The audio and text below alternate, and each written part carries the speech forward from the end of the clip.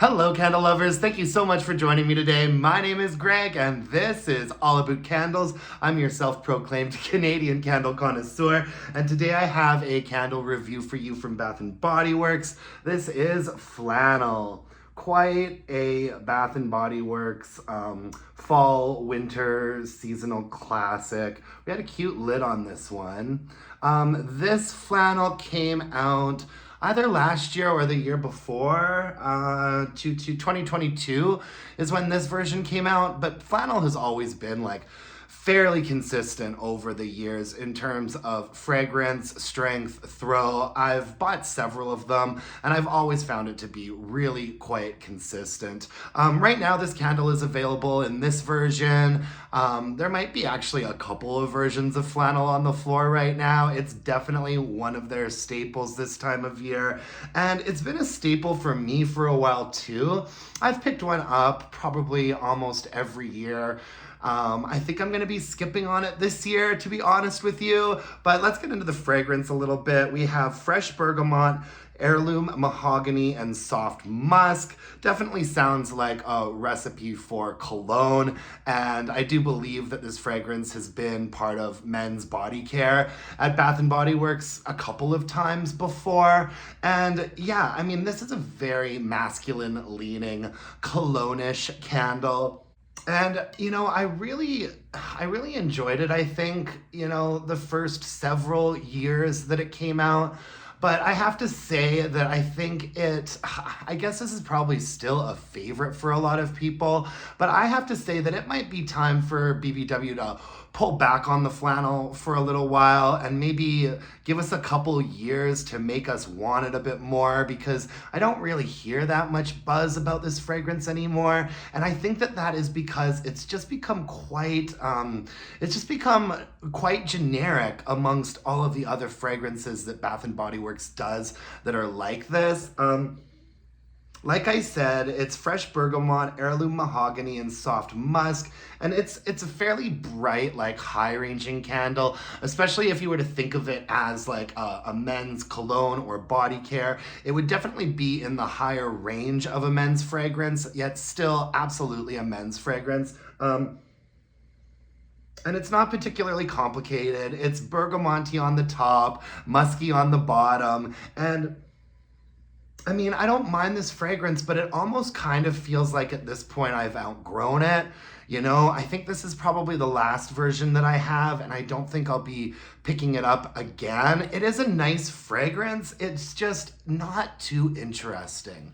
At least not to me anymore. And to be honest, when you are smelling all of the different fragrances right now in the store, there are a lot of fragrances that are similar to this, but a little bit more nuanced and nicely done and well balanced. This candle just kind of has a high bergamot top and a low musk on the bottom with like a little bit of a woodsiness. I'm not even sure if I would necessarily pick out mahogany specifically.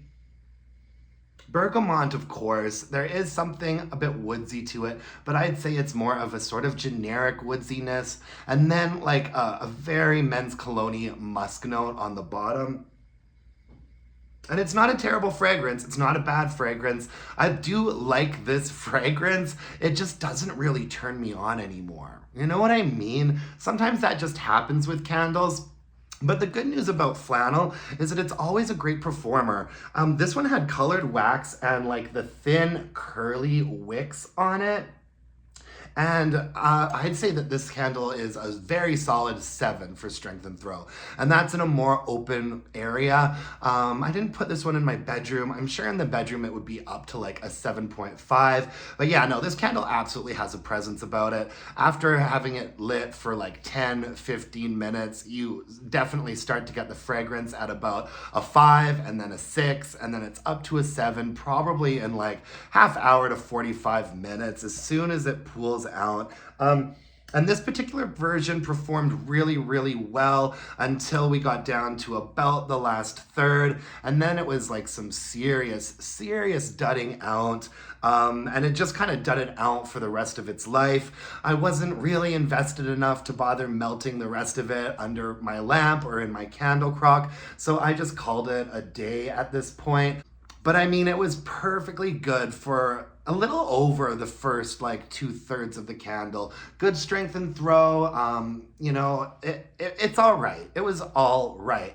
I just think that this was kind of this time when I burned flannel, it just kind of felt like it might be the last time for me for a while. And I'm not saying that to say that it's a bad candle or a bad fragrance. I think it's just kind of up for me, at least for a couple years. I'm gonna need to get a chance to miss this fragrance again.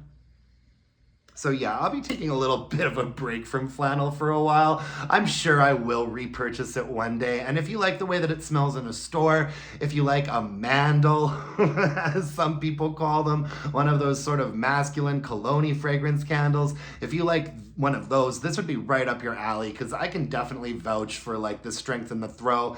Even though this isn't the version that's on the floor now, this candle's been extremely consistent over the years, and I'm not hearing any rumblings that it's different this year. So if you're into this type of fragrance, this is something that I could absolutely recommend for sure. Anyways, that's all I have for you folks today. Thank you so much for tuning in. I really appreciate it. You can follow me on Instagram at allabootcandles and email me your burning questions at allabootcandles@gmail.com.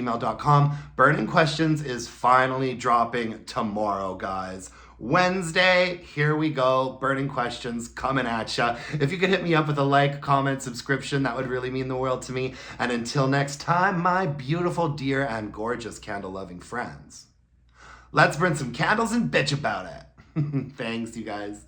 See you next time. Bye.